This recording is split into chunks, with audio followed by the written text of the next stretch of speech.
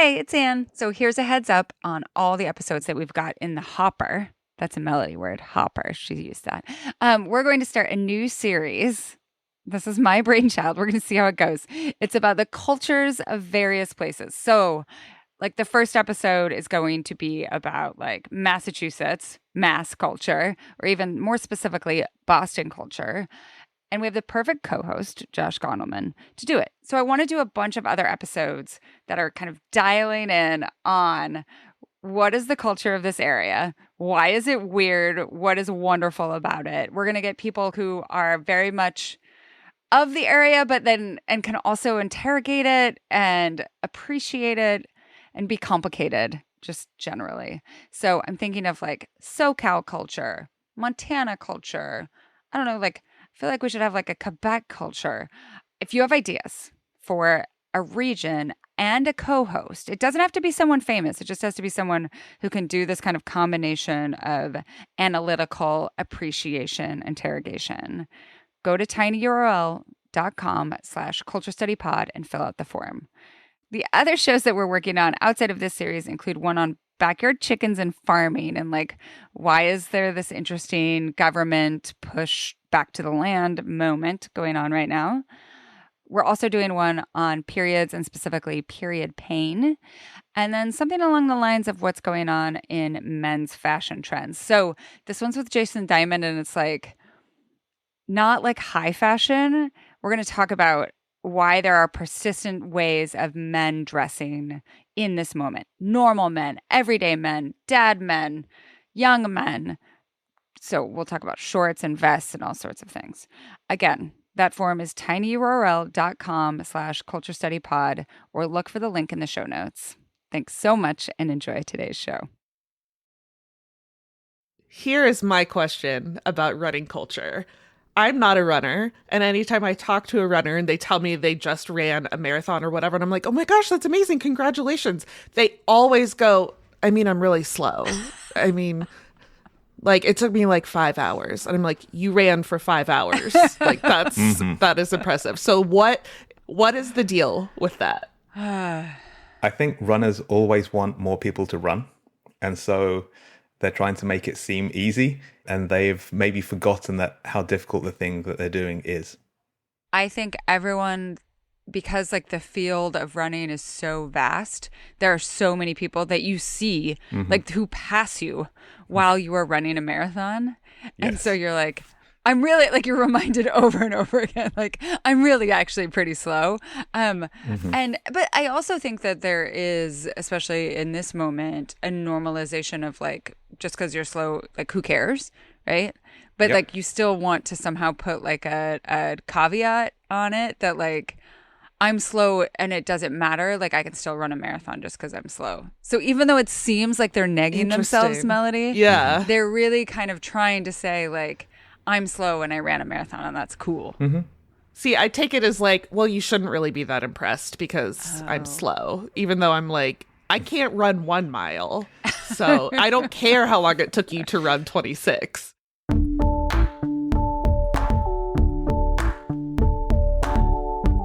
This is the Culture Study Podcast, and I'm Anne Helen Peterson.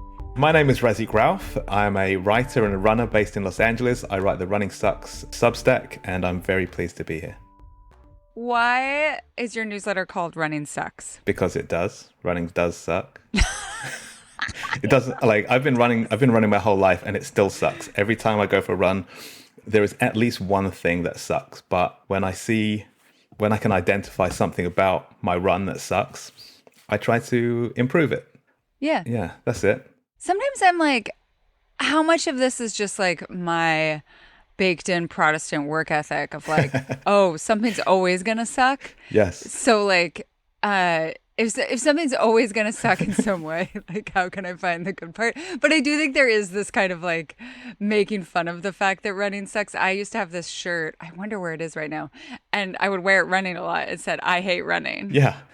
I think we always want to have fun all the time. We want to have fun the whole time we're awake. And so if we are doing something difficult, like running, then why not make it a bit fun? And through that fun, we might even be able to make it more fun next time, or at least less sucky.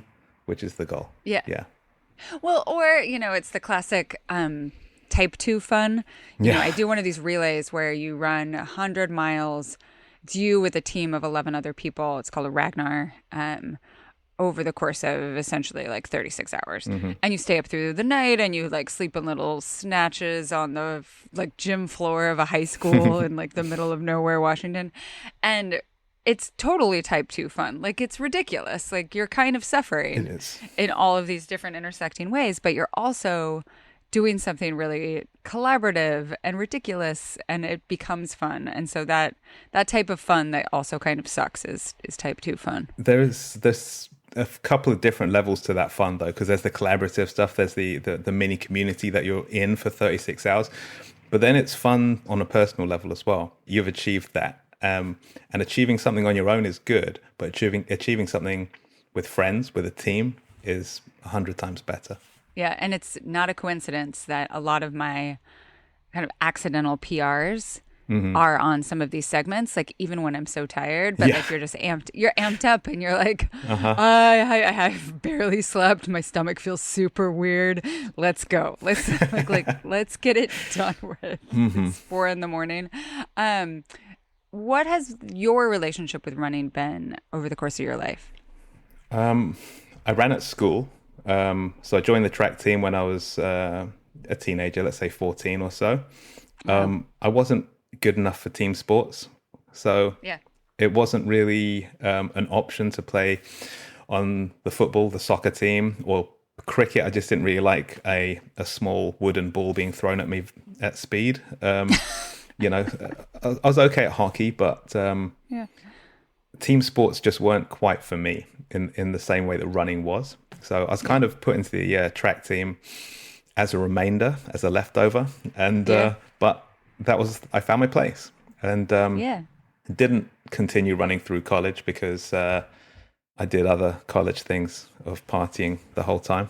But then I picked up when I got back to London as a sprightly, how old was I? Probably about 24 and 23, 24. Because I'd moved back to London to be a music journalist and had carried on the partying lifestyle, and something needed to change.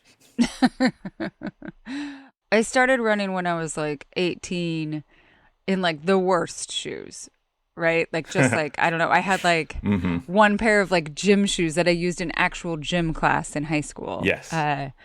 But I was only running like a mile, 2 miles, 3 miles, and I was fine. Sure. My 18-year-old body was okay with that. And I really didn't I didn't go much over like 6 until I got into my late 20s. And I think we'll talk about this more in the podcast, but I do think there's this really interesting thing that happens as like our generation's age, and they're trying to figure out like, okay, what do I do?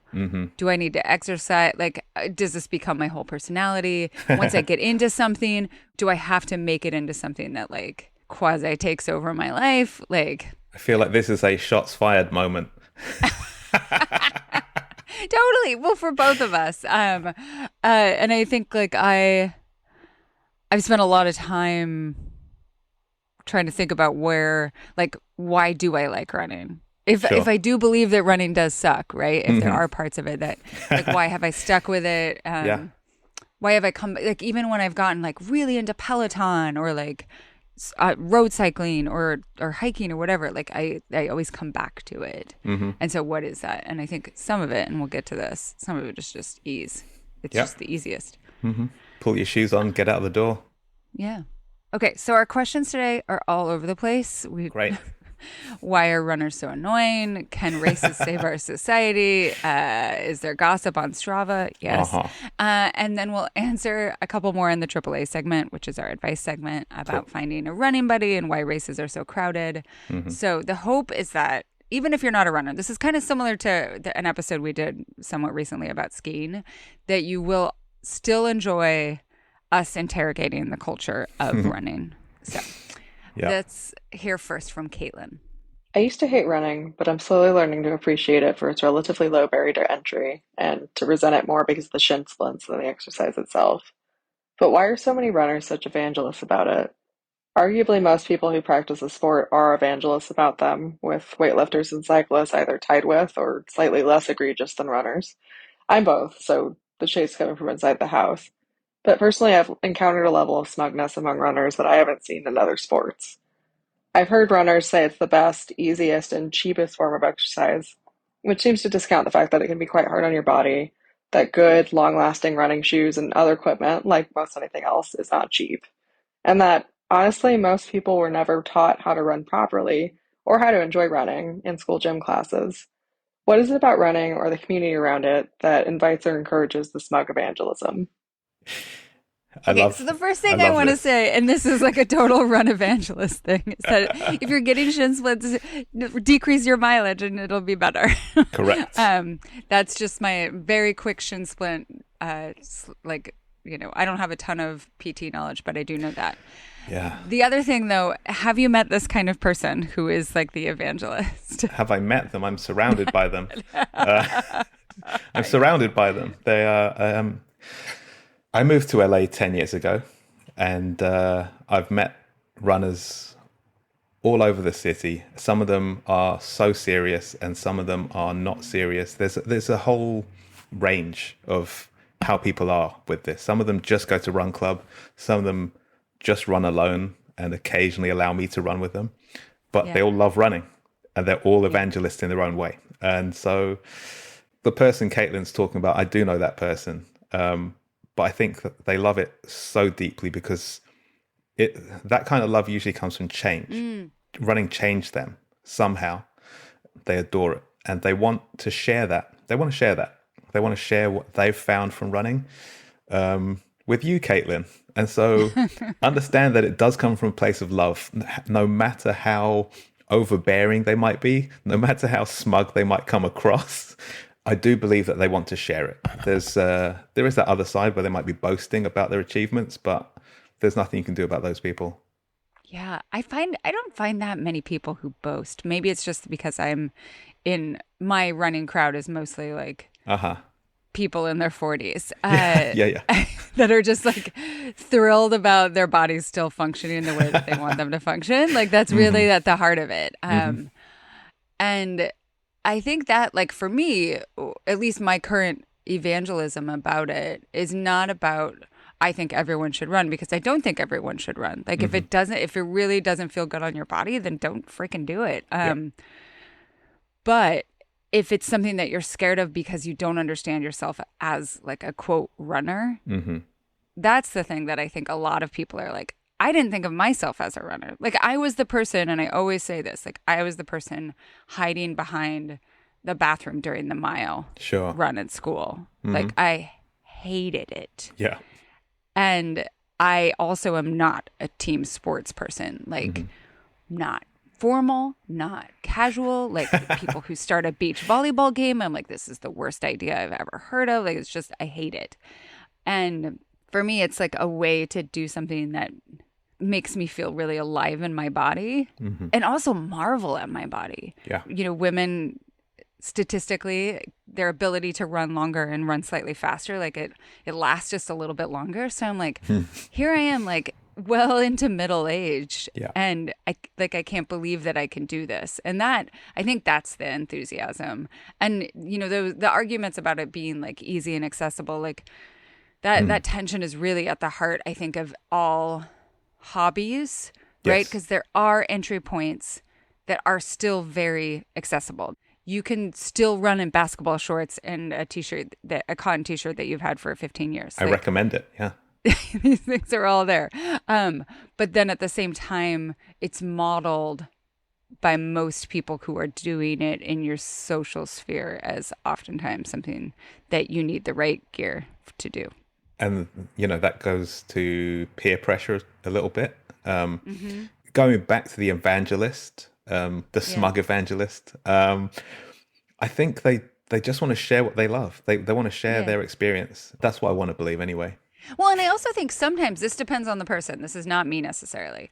Some people really want you to start running because they want to run with you. Yes, absolutely. Like they want to spend time with you. And running with someone is a fantastic way. I mean, walking does the same thing, but is a fantastic way to have long conversations, to get kind of like into that second level past small talk. Yep. And so part of it, I think, if you can kind of reframe it as like this person wants to spend time with you.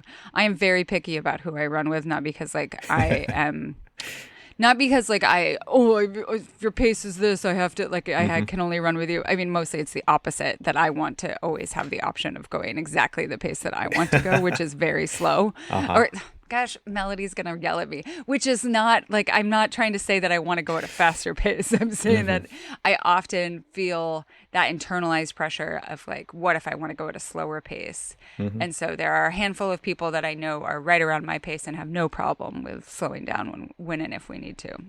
Okay, so I think we kind of answered that. And also, you know, Caitlin, you don't have to like it.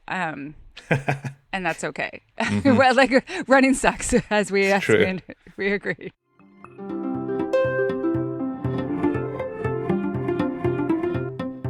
Today's episode is sponsored by ZocDoc. Have you ever woken up with a funky symptom like, I don't know, a swollen, itchy eye, a weird rash on your stomach, tight pain in your neck, or like this cold that just won't go away? And then you immediately Google it or search TikTok to see what's wrong, and it doesn't help at all? We've all gone down that rabbit hole, but it's time to get the help and care you need with ZocDoc.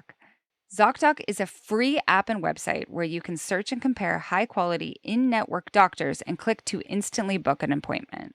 We're talking about booking in-network appointments with more than 100,000 doctors across every specialty, from mental health to dental health, primary care to urgent care, and a lot more. You can filter for doctors who take your insurance, are located nearby, are a good fit for any medical needs you may have, and are highly rated by verified patients. Once you find the right doctor, you can see their actual appointment openings, choose a time slot that works for you, and click to instantly book a visit. Appointments made through ZocDoc also happen fast, typically within just 24 to 72 hours of booking. You can also score same-day appointments. I personally want to go back in time and use ZocDoc for when I was convinced I had strep throat a few weeks ago. But actually, it was just a cold. But anyway, I just needed to get an appointment to see if I could get a rapid strep test. Or for when my partner gave himself an ear infection while running in Florida with his earbuds in. ZocDoc would have been amazing. So stop putting off your doctor's appointments and go to ZocDoc.com/culture to find and instantly book a top-rated doctor today. That's ZocDoc.com/culture. ZocDoc.com/culture. Our next question is about a very specific type of person who seems to be very into running. This comes from Sarah, and Melody's going to read it. I'm curious about the Venn diagram of running, especially marathon, half marathon, and ultras, and people who have been to grad school, especially PhD school. On the one hand, I remember feeling a little bit isolated and singular as the only person in my immediate peer group in grad school who did this, and who absolutely needed to run a lot to counterbalance the intellectual work, and needing it so much that any extra money I had went to race fees and new shoes. On the other hand, now that I'm through that, I feel like everyone I meet in academia has done a marathon, almost like it's an unspoken rite of passage, along with qualifying exams, dissertating, etc. The cultural study academic in me would point to what seems to be an obvious answer here, that there is like a shared human need to be fully embodied in a way that you are while running, to counter the almost disembodied experience of writing, searching an archive, lab work, crunching data, etc. But I wonder if you all think there is something else going on here. Do these two activities just appeal to the same kind of person? Maybe someone who gravitates toward unhealthy qua healthy extremes? Is there maybe a need for physical proximity and community, not unlike the blockbuster movie cinematic experience that we are missing in grad school that a race environment sparks? And how, if at all, do we connect this to the apparent rise in running culture, particularly in a moment where we've lost monocultural experiences and are increasingly disembodied and screen-mediated as we interact with each other and seek community? Man, I can tell this is a person who has a PhD. Yep. As a person with a PhD, I didn't run intensely when I was in grad school. I was actually very into hot yoga during that period in my life. And it was accessible to me because I had like the student pass at the hot yoga studio. This is in Austin in the very early 2010s. So like very much in that moment in cultural obsessions. But I went every single day. And I think like, especially when you are writing a dissertation or you are maybe past that into like other intense parts of your work, like it is so intense that you need something structured that you go away to that forces you to turn off your active brain in some way. Yeah. And I would say, like, the story in my family always was like that my dad would be in his medical residency and then he would run home from the hospital, like literally, like get up, put on his running shoes and run home as a way to wind down. So I think that's part of it, but I think there's something else there. I'd be interested to hear your thoughts. I always frame running as not just for your body, but for your mind as well. And so it really is part of this. For me as a writer, I need to run to kind of clear my head, make a cabin in the woods in my head, because I can't afford to just go and rent a cabin in the woods every day because I'm a writer, so I don't really have much disposable income. Whatever I'm writing about that day or that week, I can kind of unmuddle the myriad thoughts that I have in my head. So that's really helpful because they're both solo activities. And so sitting here looking at my laptop or looking at my pad and writing things down is one part of my writing process, one part of my research process. But the running is kind of the bit that unlocks it all. I can come back from a run and I'll have perfect clarity on what I want to write, what I want to say. As part of the process of writing, of creating, whatever you want to call it, I think they are so intermeshed. Yeah, I totally agree. And I personally don't take my phone with me on most of my runs because I don't even want that temptation. And I also don't listen to music unless I'm going for a very long distance, which allows that sort of like processing in the background, that clarifying to happen. The other thing I would note is that a lot of academics are addicted to productivity.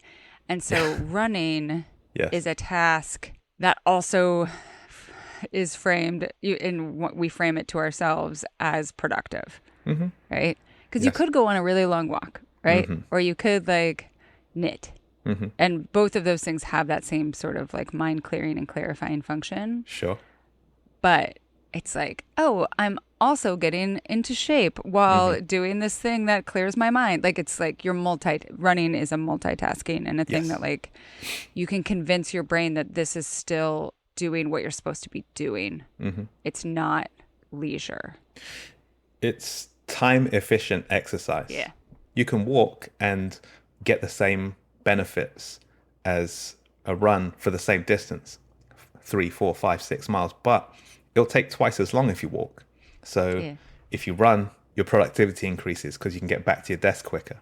But you've done your mandated laps of the courtyard. That little bit of extra work, that productivity hack of going for a run, it helps.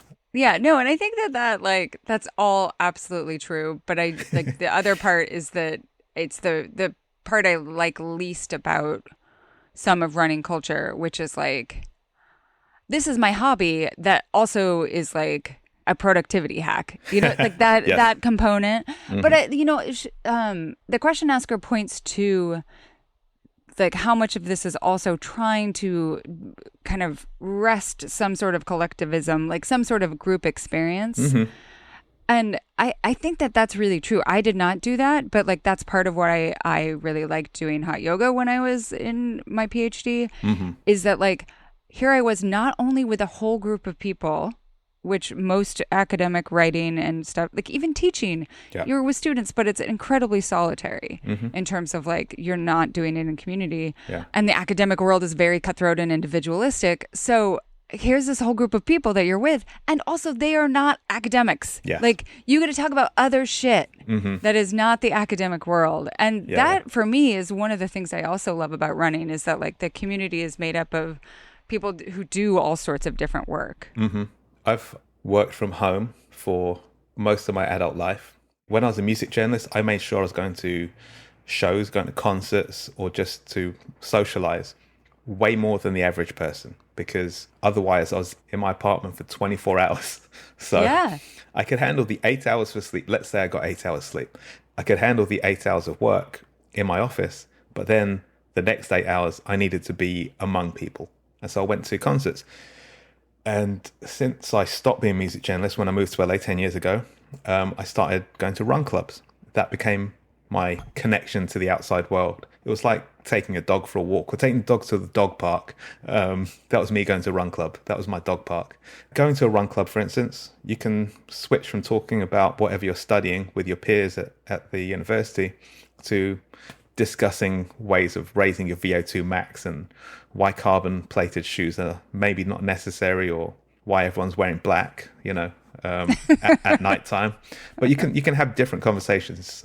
So yeah, I think that's a big part of it for me, certainly. Can I supply an anecdote / follow-up question? Yeah. Oh, please. So one of my first jobs out of college, I worked at the Supreme Court, and I worked for a justice, and one of my duties was to organize the applications for clerkships that came in. And so many of these applications, on their resumes, they included all of their races and times. So like, I ran the Chicago Marathon in like 3.5 hours or whatever, like on their professional resume. That is so weird. That's so why?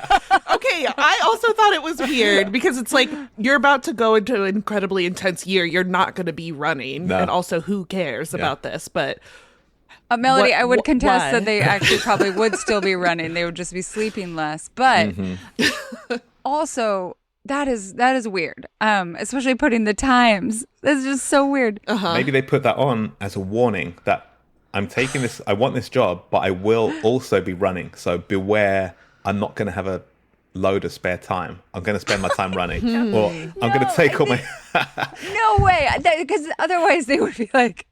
No, I have seen the thing on resumes where they ask like for hobbies because they want proof that you are like a human being. Yeah. And most people just bullshit because they don't have any hobbies when they're applying for a job. They're like Sure. kayaking when they kayaked like once on a lake 3 years ago. Sure. But I think this is just like an excellence thing, Yes. right? Like a lot of... I'm good at everything I do, and like so that's why you should hire me. Whether it's hiring for a consulting firm or for a Supreme Court clerkship, it's like, I am the embodiment of excellence in some way. Yeah. That is like, but don't do that. If you're applying for a job, don't do that. Don't put your races on there. Okay. Next question is about the marathon. I have so many things to say about this. It comes from Jen. What's up with so many running people being absolutely belligerent about running marathons? I was in a run club in 2019, training pretty hard and enjoying racing half marathons, and was very upfront about not wanting to train for longer distances. But I eventually quit said run club in part because my running partners would not stop pressuring me to run a marathon, and it was starting to feel kind of disrespectful. Why are shorter distances not seen as acceptable? Why is just enjoying running with a group and never competing seen as less than? Okay, where does your mind go initially for this? I've never run a marathon, so I'm with you, Jen.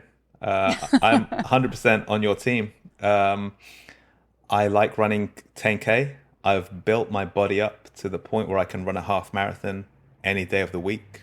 But I don't want to spend 4 or 5 hours running. I don't. I don't. It's I get annoyed when a movie is over 2 hours long. Like Yeah. I'm so pleased Anora won the Oscar, but it was a little bit too long. So, and maybe this leans into the productivity thing that you're talking about. I want to get lots and lots of things done, but I want to enjoy them all in a moderate amount. When I was growing up, running a marathon was a bucket list event. It was kind of an extreme thing to do. Yes. And so, I know these people that Jen is talking about, and I find them equally belligerent. I don't think a marathon is a normal thing to do. It's not. And I know people who are doing the 6, 7, 8 marathon majors in 1 year. And I think that is deeply unhealthy for your body. I think your body needs 3 to 6 months rest after a supremely difficult experience like that.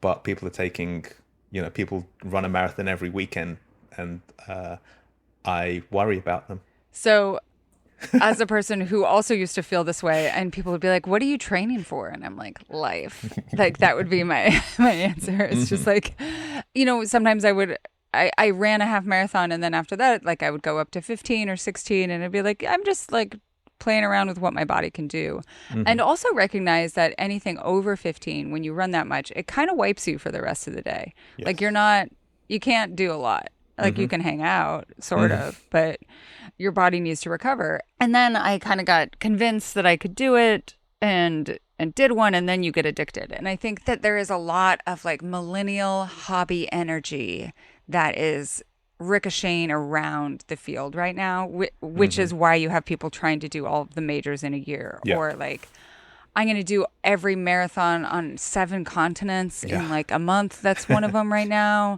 That takes like a lot of transportation and planning. A lot of money. A lot of money. Yeah, a lot of money. And, you know, the amount of time that it takes to train for a marathon is also like, that is very, like, you have to have that extra time in order to do it. There are things that make it accessible only for a certain type of person. Absolutely. So I think that's part of it, is like, okay, well, I got this, but there's still more that I could do, right? Like, I got into this school, but I should also try to get into this school. Like, it's still that almost like perfectionism energy. Yeah. And I agree with you that there is not always a ton of conversation about just how essential rest is, especially if you want to keep doing this. Yes. Like, if you want to make running sustainable, if you want to be running at age 55, can you do this to your body now? And, you know, it reminds me a lot of my friends who were really, really big college athletes and now are really struggling with their bodies. Absolutely. Yeah. I've written about running in relation to capitalism. So within that framework, I guess, of living in a capitalist society, what are we brought up to think and trained to do? We're trained to think about wanting more growth, whether that is our pension funds, whether that is our salary, whether that is the distance we're running, getting our times down. We're trying to improve, quote unquote, improve. But I don't think that's healthy, sustainable. I don't think it's sustainable at all. If we want to be running for 30, 40 years, what is the point of building up from 5K to an ultra marathon in 3 years? What are you going to do for the other 47 years? You know? Right. Right. So take your time with it. Take your time. Be patient. Yeah. And I think it's hard. Like, we are so unconditioned to the necessity of rest in the rest of our thinking that, for me, learning how important rest is has actually carried out into the rest of my life. Yeah. Like, I've learned lessons from running and how my body responds to rest in running that have been very useful in like my working life. And that might also go back to Caitlin's question, because you do learn lessons from your running, and you know, you're evangelizing right now. Stop being so smug. Yeah.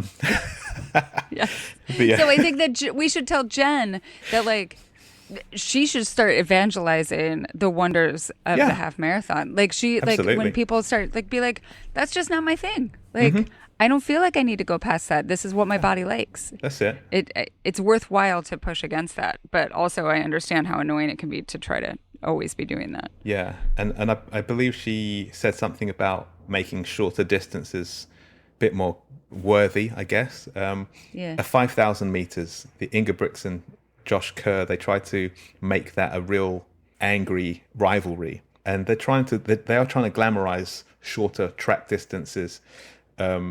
So maybe it'll come, Jen. I hope so, because I think the 5,000 meters is, I hate running that. If we're talking about running sucking, like a 5,000 meters all out, oh God, please, never again. I say never again, but I've got 2 more booked in, so.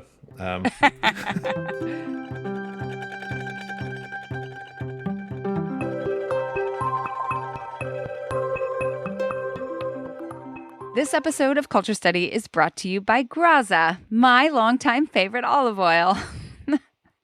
It's fresh, it's never blended, and it comes from a single type of olive straight out of Jaén, Spain, where over half the world's olive oil is produced. So, why Graza? It's single origin goodness, so one olive from one region. So there's no mysterious blends, which I've always been suspect about ever since I read this New Yorker article all about how olive oils are mixed and that sort of thing. So Single origin means a fresher product without mixing in any lower grade or unknown oils.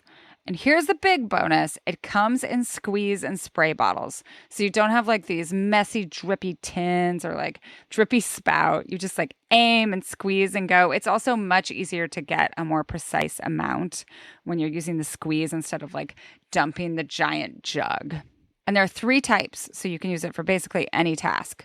There's Frizzle, which is the newest one, and it has a higher 490 degree Fahrenheit smoke point. So it's perfect for frying or crisping or grilling. And then there's Sizzle at 410 degrees Fahrenheit. This is an everyday cooking for roasting, marinating, sauteing. I use it all of the time. It is my go-to in the kitchen. And then there's Drizzle, a bold, punchy finishing oil you can sprinkle on salads. You can use this like for dipping bread. You can put it on ice cream, whatever you want. I will just say again that I use the Sizzle. It like hangs out just on my little shelf close to my stove. And I love how easy it is just to grab it off and use it. And like, it's the sort of thing that when people come over and cook in my kitchen, they always end up buying it afterwards because they love it so much. And if you're interested in trying one of these, if you just want to try a basic one, get the Sizzle, but like the Frizzle, I'm so excited to use it for the stir fry that I'm making later this week. I'm telling you, I had it on my dining room table and my best friend came over and was like, please give that to me. And I said, first, I need to make my own meal first. If you want to give it a try, you can get 10% off your first order on Graza's site. You can order any of these bottles just as like a single thing, but I personally suggest grabbing the whole set, the trio. So that's 3 big squeezy bottles and they come in like this great little package. And that way you're set for every style of cooking. So head to graza.co, not com, co, and use Culture to get 10% off the trio, which includes Sizzle, Frizzle, and Drizzle, and get cooking on your next chef quality, super convenient meal. That's graza.co and use Culture to get 10% off. All right, our next question comes from Jordan. I think this is less of a question and more of a request for gossip. What's up with Strava? I only knew of it as the way my dad tracks his runs. However, my very active brother-in-law recently mentioned that it's a big thing in his notoriously outdoorsy town. It's basically the place to see and be seen with the accompanying opportunity for drama. This came up after his ex's friend left a weird comment on one of his ski posts and then blocked him. As a non-runner, I want to know if there's secret chaos behind this seemingly boring app. Okay, so first let's talk about what Strava is. Do you use Strava? I do, of course. Yes, same. I'm a runner. I have to. Yeah. It's a wonderful way of showing people what you're doing in public. I know, right? So it's the impulse is not a ton different than, say, Instagram. Yeah. In part two, there is a photo option. So you can like add photos and tag people to show that like I was running with this person.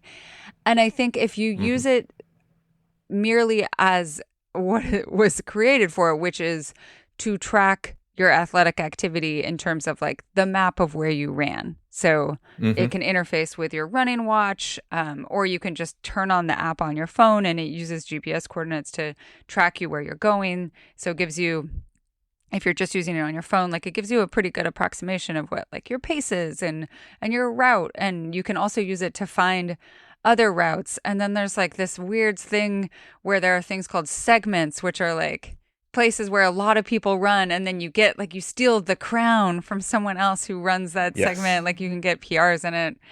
It's been gamified in lots of different ways, but it started out as a way to track whatever you're doing. So running, cycling, it primarily started as a cycling app, I think, if I'm remembering correctly. Yes. Yeah. That's right. Yeah. Cycling, you can have there's skiing, walking, trail running, golfing. Everything. Anything. Yes. Swimming. Yeah. I love when people's swimming maps come on, because like if they're swimming in like a bay or something like that, it just looks like this crazy red like conspiracy map. So what have you noticed in terms of like it as a site of competition or drama? I engage with Strava in a very specific way. I do use it as a social media network. I've always been very careful about privacy and whatnot. So I don't always want, the maps to be displayed in public. Yeah. This is GPS data. And we've seen stuff with, military bases with military personnel going for runs around military bases which are not mapped. Right. But then they are discovered and found, which is obviously not good for covert missions, etc. That's not very espionage-y. So, but it's also really important for civilians. If you take the same route over and over again, Yep. somebody could say, oh, every Tuesday, this person runs down here on their own. You could be liable to being attacked. Mm-hmm. That's a very sinister way of looking at it, but worst case scenario, that could happen. Yeah. Or this person goes for a run at 7 a.m. every day from their home. I know where their home is because it's a starting point, the GPS starting point on Strava. Yeah. I'm going to go rob their house at 7:01. So that kind of thing is not what Jordan is talking about, but it's one of the things I think about with Strava. Yeah, no, for sure. And it like they have this function that like grays out where exactly you started, like the last quarter mile from where you started and stopped. That is meant to make it a lot harder to like pinpoint, where you start and stop from, which is oftentimes people's homes. But it also like you can kind of deduce like the area where their home is in. Yeah. I think it really depends on like how enmeshed you are in the larger community in terms of like how dramatic it can possibly be. So like I follow a couple. I live on an island, but it's close to Bellingham, which is a real center of a lot of trail running community and lots of really good trail runners. And I follow a couple of them. I started following them because I wanted to see where they were running. Like I wanted to know what their routes were, like what their loops were, that sort of thing. And like their times are so ridiculous that it doesn't pressure me at all. I'm just like marvel at it. But I see like sometimes the way that like they comment on things and you're like fly by with this person or like I ran with this person, how it could take on that role of social media of like this is what I did and who I did it with and how I did it. Yes. That sort of thing. Yeah. I mean, that kind of thing, if you're talking about a social network, you're talking about building social status, right? And one of the best ways to do that is by saying, I'm with this cool person. Yeah. So it's upping your cultural cachet as a result. Totally. So that's one way. But going back to that local legend thing, that's some drama. Really? There's a guy called Ian nearby who keeps on stealing my local legend status. I don't know Ian. Do you follow him on Strava? Have you followed him? I don't. I don't. He is actually a friend of a friend, so I'm sure I could. I'd love to go for a drink with him, go for a coffee with him. I don't resent him taking my crowns at all. I genuinely don't. But it's just I love to see it. And I can see how some people could get really annoyed by it. Yeah. No, it's like any social media platform where it like incentivizes some bad behaviors or maybe unhealthy behaviors. But also if you use it, if you can figure out how to make it work for you, it is really useful. So like I love being able to like, it sometimes prompts me with the same run that I did exactly a year ago. And like that to me is really interesting. None of my really close running friends actually use it, or at least use it. They only use it private. Like they do not make their runs public in any way. Yeah. And I sometimes wish that they had made them public so that I could like encourage them, right? Because like it makes me feel like I want to be like, yeah, you ran too, and I ran, like that sort of thing. But right now, most of the people who follow me are people I've met through culture study who are also runners, and like to me, like. When sometimes my running existence on the island can feel a little bit lonely. So seeing that other people are also running. I have to just put one out there for the ski function is really fun. Yeah. Because just like shows you where you went in kind of weird ways and like allows you to see how fast you can go in like a way that like is my favorite part about skiing is going fast. So it doesn't make me try to like go faster so much as I'm like, wow, 40 miles an hour. Amazing.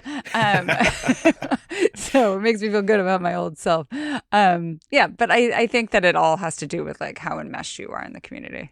I think 90% of my runs are private. I really only make them public when it's a group run or when I'm running with somebody. You can just use the app that comes with your running watch. Yeah. You know, whether it's a Garmin, a Coros, a Sunto. Yeah.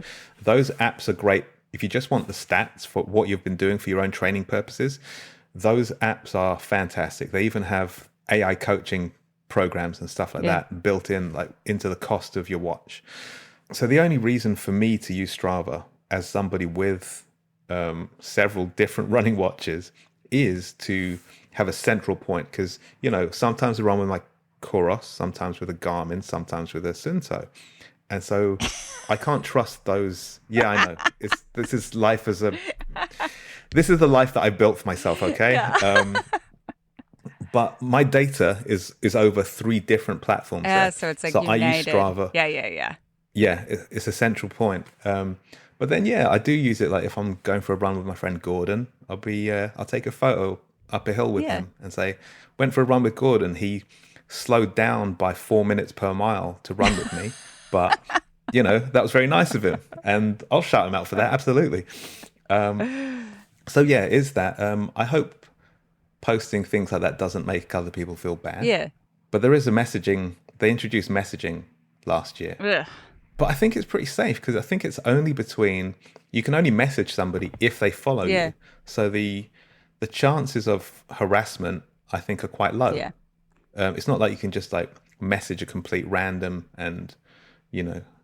But we're too old for this, I think, in some ways. But it has become a way that you like meet people to date too. Yeah, but what isn't? Fair. Very good point. Like throughout the history of mankind, people have had hobbies.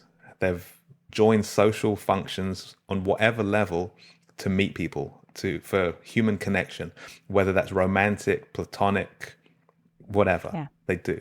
It's the same as it was. Oh, totally. The same as it's always been. And I think that there is like, I've seen this hand wringing about like, oh, Strava is the new way to meet people. And I'm like, were people upset when people would meet like at church or when they would meet at bowling league, right? Like just a shift in the places where younger people and single people are congregating. So I've never seen anyone trying to preserve the sanctity of bowling league. No, I have actually, because when you go to a bowling alley, they're like, nope, we're full. We got bowling league tonight, because bowling league is still alive and well, at least in my corner of the world. Okay, so we've got 2 more questions, and they're going to just be for paid subscribers. And one is about crowded races. And then the other is request for advice on finding a running buddy. So if you want more, head to culturestudypod.substack.com and sign up. All right, this has been fantastic. Good. We can close on the feeling that like running sucks, and yet both you and I are probably good. I'm gonna go on a run later today. What are you gonna do? I'm gonna try and do a long run today. We'll see. Yeah, we both are gonna do it, even though it sucks sometimes. Sometimes it's fantastic. Yes, I'm gonna do mine on a treadmill as well. So consider that. That really sucks. I'm trying to find ways of making it suck less. It's not because I have like some weird fetish about being outside. It's because I am constantly terrified of landing on my teeth. Yeah. It's just... the other day I was on the treadmill and I kept thinking about, what if someone just comes and kicks one of my feet out from underneath me? What if someone, just a random person? Yeah, just irrational fear. Yes. Like, this doesn't happen. Yes. Well, that sucks. If people want to find more of you on the internet, where can they find you? I'm on Instagram at runningsucks101, and I'm on Substack. You can find that at runningsucks101.com. My name is Razik Ralph. So if you want to Google that, good luck to you. I hope to hear from you. Thank you again. This has been fantastic. Thank you, Anne. Thanks for listening to the Culture Study Podcast. Be sure to subscribe wherever you get your podcasts, because we have so many great episodes in the works, and I promise you don't want to miss any of them. If you want to suggest a topic, ask a question about the culture that surrounds you, or submit a question for our subscriber-only advice time segment, go to our Google form at tinyurl.com/culturestudypod or check the show notes for a link. If you want to support the show and get bonus content, head to culturestudypod.substack.com. It's $5 a month or $50 a year. You'll get ad-free episodes, an exclusive advice time segment, weekly discussion threads for each episode, and weekly discussion threads for each episode. Also, remember that if you are already a subscriber to the Culture Study newsletter, you can get a great deal on the podcast. It makes it super cheap. The Culture Study Podcast is produced by me, Anne Helen Peterson, and Melody Rowell. Our music is by Poddington Bear. You can find me on Instagram at Anne Helen Peterson, Melody at Melodious47, and the show at Culture Study Pod.